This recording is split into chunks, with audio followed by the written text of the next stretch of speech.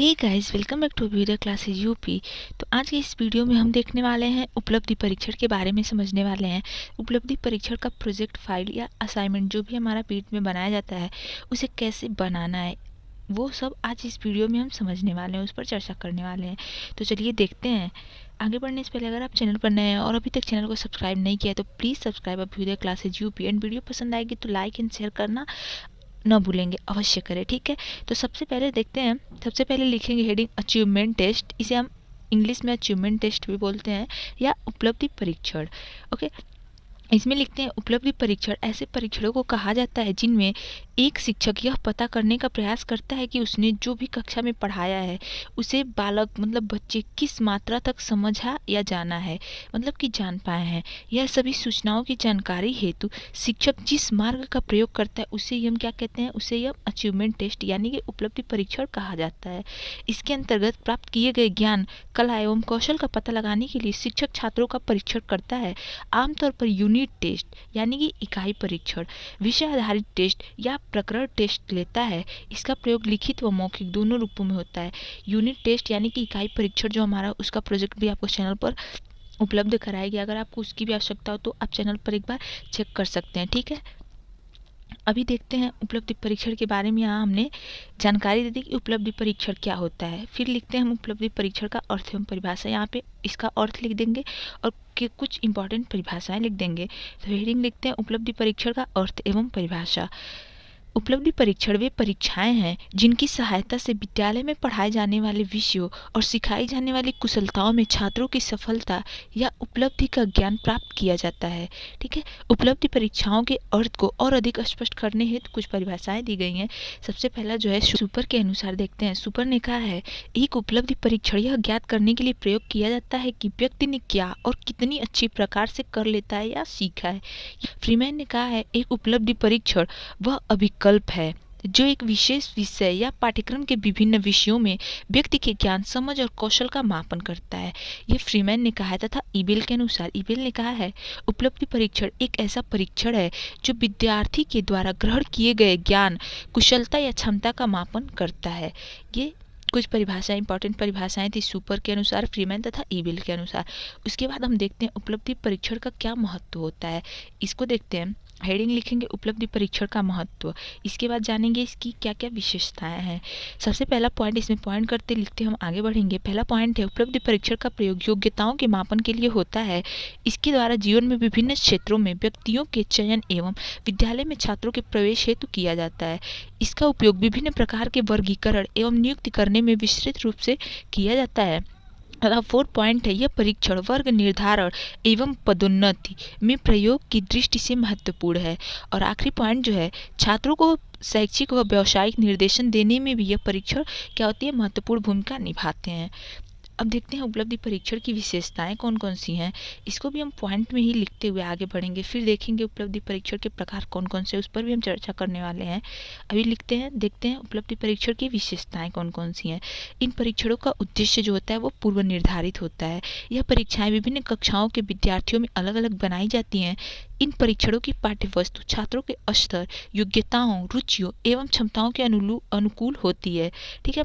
यह परीक्षण व्यवहारिक दृष्टिकोण से उपयोगी होते हैं तथा इन परीक्षणों का प्रशासन, अंकन, समय सीमा आदि पहले से ही निश्चित कर लिए जाते हैं। और इन परीक्षणों की जो प्रश्न होती है वो वस्तुनिष्ठ होते हैं। ये सभी, इस पर हमने ऑलरेडी पहले ही चर्चा कर लिया है, ठीक है। प्रश्नों की संख्या बहुत अधिक होती है और इन परीक्षणों की जो विशेष सामग्री होती है वो बहुत व्यापक होती है। यह परीक्षण विभेदकारी होती है, साथ ही विश्वसनीयता, यहाँ पे विश्वसनीय है, ठीक है, शानीय नहीं है, ओके, तथा वैध भी होते हैं। यह परीक्षण धन, समय और शक्ति की दृष्टि से मितव्ययी होते हैं।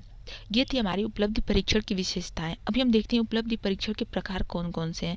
उपलब्धि परीक्षण और इकाई परीक्षण, ये जो हमारे परीक्षण है ये मुख्यतः 2 प्रकार के होते हैं, मानकीकृत होते हैं और अध्यापक निर्मित परीक्षण होते हैं, ठीक है। इकाई परीक्षण भी हमारा, इसका भी प्रकार सेम ही होता है, उपलब्धि परीक्षण का भी सेम ही होता है, मानकीकृत परीक्षण और अध्यापक निर्मित परीक्षण। सबसे पहला है जो मानकीकृत परीक्षण, वह है मानकीकृत परीक्षण जो होता है सावधानीपूर्वक परीक्षण होते हैं, जिनमें परीक्षण परिणामों को स्कोर करने, प्रशासित करने और व्याख्या करने, यहाँ पे कॉमा लगाते चलेंगे, और व्याख्या करने में प्रक्रिया की एकरूपता होती है। इसके रूप जो होते हैं निम्न प्रकार के होते हैं, जैसे मानक होता है, पहला पॉइंट, वैध होता है, विश्वसनीयता होती है, वस्तुनिष्ठता होती है इसमें, तथा विभेदनकारिता होती है। ये सब जो हमारे होते हैं मानकीकृत के अंतर्गत आते हैं। तो अभी हम समझेंगे मानक क्या होता है, वैध होता है क्या होता है, विश्वसनीय तथा वस्तुनिष्ठ और विभेदनकारिता क्या होता है। सबसे पहला जो पॉइंट है हमारा मानक, मानक क्या होता है इस पर चर्चा करते हैं। पहला पॉइंट लिखेंगे मानक। इसमें देखते हैं किसी उत्तम परीक्षण की गुणवत्ता को ज्ञात करने के लिए तथा प्राप्तांकों की व्याख्या करने के लिए कुछ संदर्भ बिंदुओं, इसको ध्यान में रखेंगे, कुछ संदर्भ बिंदुओं का जो निर्धारण किया जाता है, जिनके आधार पर प्राप्तांकों की व्याख्या की जाती है। इन संदर्भ बिंदुओं को क्या कहते हैं, हम मानक कहते हैं। ठीक है, जिसके आधार पर हम प्राप्तांकों की व्याख्या करते हैं उसी को मानक कहते हैं, उन्हीं संदर्भ बिंदुओं को। मानक के अभाव में किसी भी परीक्षण से प्राप्त परिणामों की व्याख्या करना संभव नहीं होता है। ठीक है, संभव नहीं है। ओके, अब देखते हैं वैध क्या होता है। वैध परीक्षण क्या होते हैं, कोई भी परीक्षण 100% यानी कि जो 100% होता है उद्देश्यों को पूरा नहीं करता, अर्थात वह उस वस्तु का पूर्ण रूपेण मापन नहीं कर पाता जिसके लिए उसका विकास किया जाता है।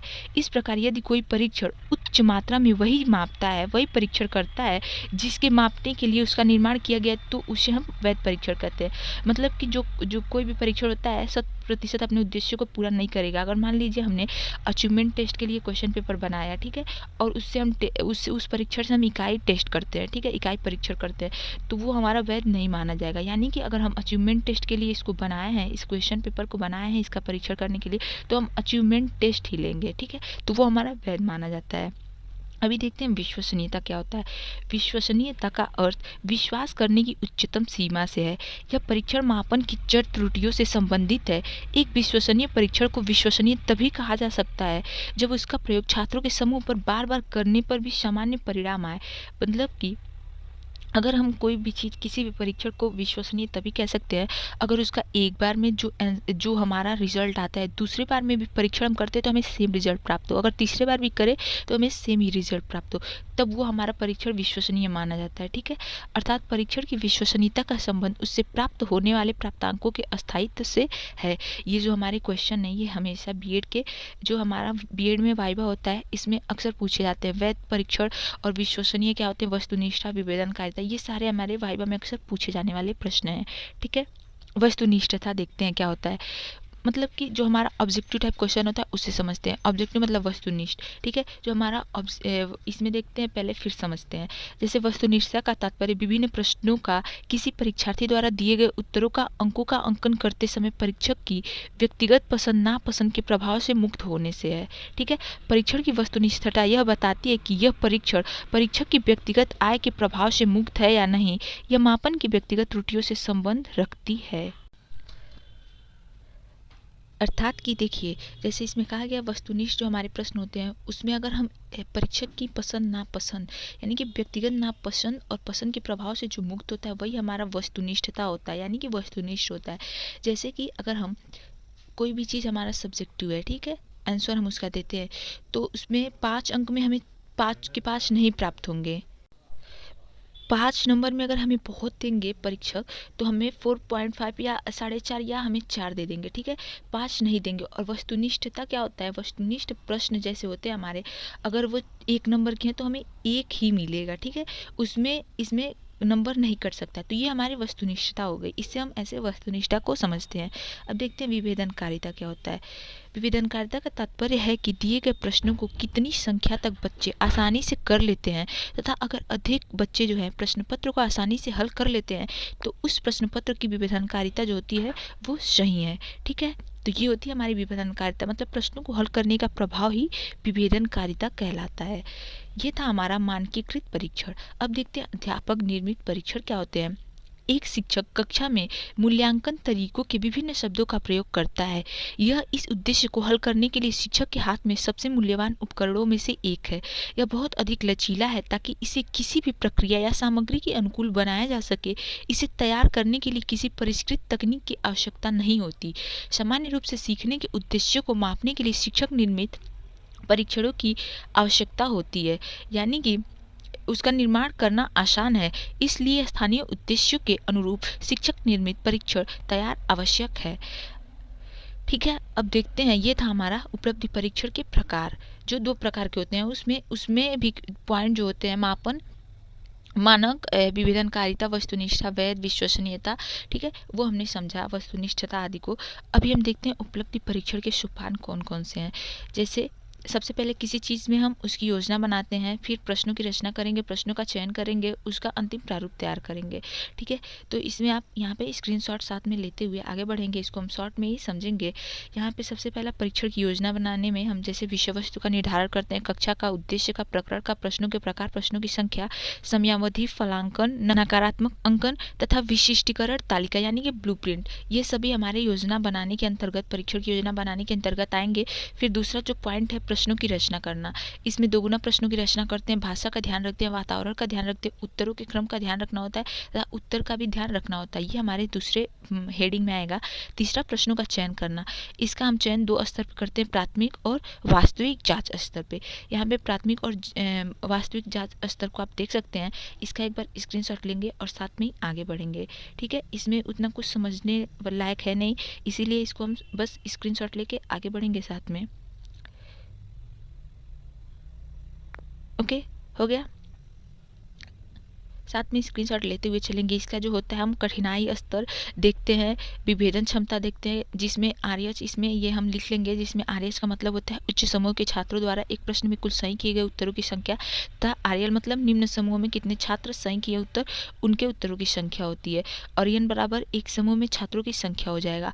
फिर परीक्षण का जो अंतिम प्रारूप तैयार करना है, आखिरी पॉइंट हमारा, आखिरी हेडिंग है इसमें, परीक्षण के अंतिम सोपान पर अंतिम प्रारूप तैयार किया जाता है। जैसा कि नाम से स्पष्ट है, उसके पश्चात तत्पश्चात निर्मित परीक्षण की वैधता और विश्वसनीयता ज्ञात की जाती है। इसके पश्चात जो होता है, परीक्षण यानी कि टेस्ट संबंधित छात्रों पर प्रशासित करने के लिए तैयार हो जाता है। ये था हमारा उपलब्धि परीक्षण के सोपान। अभी उपलब्धि परीक्षण के निर्माण की प्रक्रिया को देखते हैं। हेडिंग लिखेंगे, उपलब्धि परीक्षण के निर्माण की प्रक्रिया। सबसे पहला जो हमारा उद्देश्य है, उद्देश्य लिखते हैं। जैसे हमारा है, आपका जो भी सब्जेक्ट होगा, यहाँ पे आप सब्जेक्ट चेंज कर लेंगे, नागरिक शास्त्र, इतिहास, अर्थशास्त्र, वाणिज्य, जो गणित, जो भी होगा आप चेंज कर लेंगे। विज्ञान विषय के उपलब्धि परीक्षण का निर्माण करना, निर्माण तथा उसके प्रशासन विधि की जानकारी प्राप्त करना, ये हमारा उद्देश्य है। आप यहाँ पे सब्जेक्ट अपने हिसाब से, अपने सब्जेक्ट के अनुसार चेंज कर लेंगे। फिर लिखेंगे परीक्षण निर्माण के पद। उपलब्धि परीक्षण के निर्माण के निम्नलिखित पद होते हैं। जैसे कि परीक्षण की योजना बनाना, अभी जस्ट हमने ऊपर समझा था परीक्षण की योजना कैसे बनाई जाती है, अब इसको हम लोग डिटेल में समझते हैं। यहाँ पे परीक्षण निर्माण के इस पद में परीक्षण से संबंधित अनेक निर्णय लिए जाते हैं, जैसे परीक्षण के लिए विषय वस्तु, शिक्षण उद्देश्य, प्रश्नों के प्रकार, प्रश्नों की संख्या, समयावधि, अंकन विधि, परीक्षण का प्रारूप आदि बातों का निर्धारण किया जाता है। जैसा कि अभी हमने जस्ट ऊपर समझा था। इन तथ्यों को निश्चित कर लेने के उपरांत विशिष्टीकरण तालिका यानी कि ब्लूप्रिंट तैयार किया जाता है, जो इस प्रकार है। सबसे पहले विषय लिख देते हैं हम, फिर कक्षा लिख देते हैं, समयावधि हमारी जो होगी 60 मिनट होगी और प्रश्नों की संख्या 50 होंगे, कुल 50 प्रश्न होते हैं। ठीक है, अब उद्देश्यों के आधार पर हम अंक भार देते हैं। अंक जो है उद्देश्यों के आधार पर, जैसे ज्ञानात्मक उद्देश्य के आधार पर 20 है तो इसका परसेंटेज 40 हो जाएगा। बोधात्मक उद्देश्य 20, हम जब हमारा 50 क्वेश्चन है तो उसको हम अपने हिसाब से ऐसे डिवाइड कर लेंगे। अगर आपको क्रियात्मक में 20 करना है तो आप क्रियात्मक में कर सकते हैं, किसी और में 10 कर सकते हैं। ठीक है, और इसका 2 गुना प्रतिशत कर देंगे हम, ऐसे बॉक्स बना लेंगे। साथ में स्क्रीनशॉट लेते हुए आगे बढ़ेंगे। अब प्रकरण के आधार पर अंक भार है। प्रकरण के आधार पर अंक भार, जैसे मैंने लिया है प्रकरण अपना कोशिका, विटामिन, तीसरा रक्त, जीवों का वर्गीकरण तथा कंकाल तंत्र, ये मेरा प्रकरण है। ठीक है, तो अब इस प्रकरण में आपका जो होगा, आप वो अपना टॉपिक प्रकरण लिखेंगे, उसके आधार पर अंक भार जैसे आप देंगे उस हिसाब से आप दे सकते हैं। जैसे एक क्वेश्चन के अगर 2 नंबर देना है तो आप उस हिसाब से यहाँ पे अंक भार देंगे और उसका दुगुना प्रतिशत कर लेंगे। जैसे अगर कोशिका का 10 अंक है तो उसका 20% कर देंगे। ठीक है, यहाँ पे प्रकरण के आधार पर अंक भार कर देंगे। फिर प्रश्नों के प्रकार के आधार पर अंक भार देंगे। इसमें जैसे सत्य असत्य 3 टाइप के हम लोग प्रश्न बनाते हैं, ट्रू फॉल्स, मिलान प्रश्न और एमसीक्यू यानी कि बहुविकल्पीय प्रश्न। 3 टाइप के प्रश्न ही बनाना होता है हमारा, जो वस्तुनिष्ठ ऑब्जेक्टिव टाइप के क्वेश्चन में आपको भी मिलते होंगे, परीक्षाएं देने जाते होंगे विभिन्न प्रकार के कॉम्पिटेटिव। तो ठीक है, तो इसमें हमारा क्या है, अंक भार जो है वो, जैसे इसमें 5-5 हो गया, इसमें बहुविकल्पीय में मैंने 40 क्वेश्चन लिया है और सत्य असत्य में 5 क्वेश्चन लिया है, मिलान में 5। तो आप जिस हिसाब से क्वेश्चन लेंगे, जिसमें जितना वो यहाँ पे लिखेंगे और प्रतिशत उसका यहाँ पे दोगुना कर देंगे। ठीक है, ऐसे हम बनाते हैं। पहला चरण हमारा पहला पद हो गया। दूसरा, परीक्षण के लिए ब्लूप्रिंट यानी कि विशिष्टीकरण तालिका। इसको हम कैसे ब्लूप्रिंट का निर्माण करते हैं वो देखते हैं। सबसे पहले लिखते हैं विषय, फिर कक्षा, समयावधि, जो विषय मेरा विज्ञान है, आपका जो होगा वो लिखेंगे। कक्षा 8 है, यहाँ पे 8 लिख देंगे। समयावधि 60 मिनट है और प्रश्नों की संख्या 50 है। ठीक है, ब्लूप्रिंट यहाँ पे लिख सकते हैं या विशिष्टीकरण तालिका इसे हम हिंदी में कहते हैं, वो आप जो आपको अच्छा लगे वो आप लिख सकते हैं। ऐसे ब्लूप्रिंट बनाएंगे, एक बॉक्स बनाएंगे जिसमें लिखेंगे। ऐसे बॉक्स में उद्देश्यों एवं प्रश्नों के प्रकार, यहाँ पे प्रकरण जो आपका है वो यहाँ पे प्रकरण में लिखेंगे। जैसे मेरा है कोशिका, विटामिन, रक्त, जीवों का वर्गीकरण, कंकाल तंत्र, तो मैंने वो लिखा है। आपका जो होगा आप वो यहाँ पे लिखेंगे। जैसे हमारी ये ज्ञानात्मक, बोधात्मक और क्रियात्मक, ये तीनों होते हैं। इसमें ट्रू फॉल्स, एमसी और एमटी, मतलब मिलान प्रश्न और एमसीक्यू, वो जिस हिसाब से आप जितना प्रश्न लेते हैं आप वो इसमें यहाँ पे लिखते हैं। कुल प्रश्न का योग और कुल योग, जैसे मैंने ज्ञानात्मक से 22 क्वेश्चन लिए हैं, यहाँ 25, यहाँ पे 3, ठीक है, कुल 50 हो गए। यहाँ पे जो आपने जिसमें जितना लिखना आप उस हिसाब से अपने में लिख सकते हैं। ठीक है, कुल प्रश्नों का योग यहाँ पे, इन सब का योग यहाँ पे कर लेंगे। ठीक है, और यहाँ पे कुल योग जो है मैंने सबसे 10-10 क्वेश्चन बनाए हैं। जैसे कोशिका से 10, विटामिन से 10, रक्त से 10, जीवों का वर्गीकरण से 10, कंकाल तंत्र से 10। नंबर ऑफ क्वेश्चन कितने हुए? 50 हुए। तो कुल योग कितना हो जाएगा? 50 हो जाएगा। ये था हमारा ब्लूप्रिंट। अब प्रश्नों की रचना करते हैं। प्रश्नों की रचना करना, हेडिंग लिखेंगे, विशिष्टीकरण तालिका के अनुसार प्रश्नों की रचना की गई। ठीक है, जिसमें लगभग 2 गुने प्रश्न, जैसे मैंने बताया 2 गुना प्रश्न का ही हम रचना करते हैं और उसमें से हम लोग चयन भी करते हैं, जो अगले सोपान में हम यहाँ पे करेंगे अभी। ठीक है, प्रश्नों की रचना करते समय विभिन्न प्रकार के उसमें प्रयुक्त भाषा, जो हम भाषा प्रयुक्त करते हैं उसको ध्यान में रखते हैं, संकेत आदि को ध्यान में रखा गया। प्रस्तुत जो टेस्ट है उसमें सत्य, असत्य, मिलान प्रश्न और बहुविकल्पीय प्रश्नों को रखा गया। जैसा कि अभी मैंने जस्ट ऊपर बताया, इन तीनों टाइप के प्रश्नों को हम रखते हैं, ट्रू फॉल्स, मिलान, एमसीक्यू। ठीक है, उसके बाद प्रश्नों का चयन करते हैं। जैसे 2 गुने प्रश्नों का निर्माण करते हैं, जैसे हम लोग 100 प्रश्नों का निर्माण करते हैं, उसमें से 50 अच्छे प्रश्नों का चयन करते हैं। जैसे 50 अच्छे प्रश्नों का यहाँ पे चयन किया गया, आप देख सकते हैं यहाँ पे। प्रश्नों की रचना के आधार पर उनमें से 50 प्रश्नों का चयन किया जाना है। इस कार्य हेतु इस पद या सोपान की आवश्यकता पड़ती है। बनाए गए प्रश्नों में से 50 जो है अच्छे प्रश्नों का चयन किया गया। प्रश्नों का चयन करते हुए इसको 2 स्तरों पर हमने जाँच की, जैसा कि अभी ऊपर था प्रारंभिक जाँच स्तर और वास्तविक जाँच स्तर, जिसमें कठिनाई स्तर आदि को हमने समझा। ठीक है, अब परीक्षण का जो अंतिम प्रारूप है वो तैयार करते हैं। जैसे परीक्षण के लिए अंतिम सोपान या स्तर पर अंतिम प्रारूप तैयार किया गया, तत्पश्चात निर्मित इस परीक्षण की वैधता और विश्वसनीयता भी हमने ज्ञात की। इसके पश्चात जो टेस्ट है उसे संबंधित छात्रों पर प्रशासित किया गया। जैसा कि अभी जस्ट ऊपर लिखा था उसको हम सेम टू सेम यहाँ पे भी लिख देंगे। ठीक है, अब प्रश्न यहाँ पे आप देख सकते हैं, प्रश्न प्रपत्र लिखते हैं। ठीक है, ये हम क्वेश्चन तैयार कर रहे हैं। सबसे पहले उसमें विषय लिखते हैं, फिर समय 60 मिनट है, कक्षा, फिर पूर्णांक जो है 50 है, मतलब एक प्रश्न के 1 नंबर है। ठीक है, फिर निर्देश हम कुछ देते हैं, जैसे कि हम भी एग्जाम देने जाते हैं तो हमारा कुछ निर्देश दिया रहता है। ठीक है, तो वो निर्देश हम यहाँ पर देते हैं। जो निर्देश आपको उचित लगे आप इसमें से उसको कुछ को छाट के लिख सकते हैं। ठीक है, ओके, अब यहाँ पे आप निर्देश लिख देंगे, जैसे प्रश्न पुस्तिका कवर पेज अथवा अंदर कहीं भी कुछ न लिखिए। ये सब हम निर्देश में जो भी हमें उचित, इसमें आपको जो अच्छा लगेगा वो आप लिख सकते हैं। जैसे नकारात्मक अंकन नहीं किया जाएगा, इतने के इतने अंक दिए जाएंगे, ये सब हम निर्देश में लिख देते हैं। जैसा कि हम सभी को भी हम एग्जाम देने जाते हैं तो मिलता है। फिर आप ऐसे अपने क्वेश्चन को लिख देंगे, जितना भी आपका क्वेश्चन है 1 से 50 तक क्वेश्चन बनाया उसको हम लिखेंगे। जैसे आप यहाँ पर देख सकते हैं मैंने जितना क्वेश्चन बनाया हुआ है उसको लिख दिया है। ठीक है, तो आप अपना 1 से 50 तक पूरे क्वेश्चन नंबर वाइज लिख देंगे, नंबरिंग कर करके, मतलब मिला के लिखेंगे। जैसे ये नहीं कि अब ट्रू फॉल्स एक बार लिख दिया, मिलान प्रश्न एक जगह लिख दिया और जो हमारा बहुविकल्पी है उसको एक जगह लिख दिया, ऐसा कुछ नहीं करेंगे। हम लोग मिला के तीनों टाइप के प्रश्न एक में लिखते हैं। ठीक है, आप जैसे ऊपर देख सकते हैं यहाँ पर। ओके, इसके बाद हम उत्तर पत्रक या प्रपत्र का बनाते हैं। उत्तर पत्रक यहाँ पे देख सकते हैं बनाया हुआ है, उसमें ऐसे हम बना देंगे। जैसे आप यहाँ पे देख सकते हैं, इसका स्क्रीनशॉट ले लेंगे, फिर हम आगे बढ़ेंगे। स्क्रीनशॉट लीजिएगा इसका, फिर साथ में चलते हैं। यहाँ पर देख सकते हैं बनाया हुआ है मैंने। और सो गाइज, अभी तक अगर आपने चैनल को सब्सक्राइब नहीं किया तो प्लीज़ एक बार से चैनल को ज़रूर सब्सक्राइब कर दे अभ्युदय क्लासेज यूपी को, जिससे हमें भी मोटिवेशन मिलेगा। ठीक है, तो आगे बढ़ते हैं। ये था हमारा उत्तर पत्रक।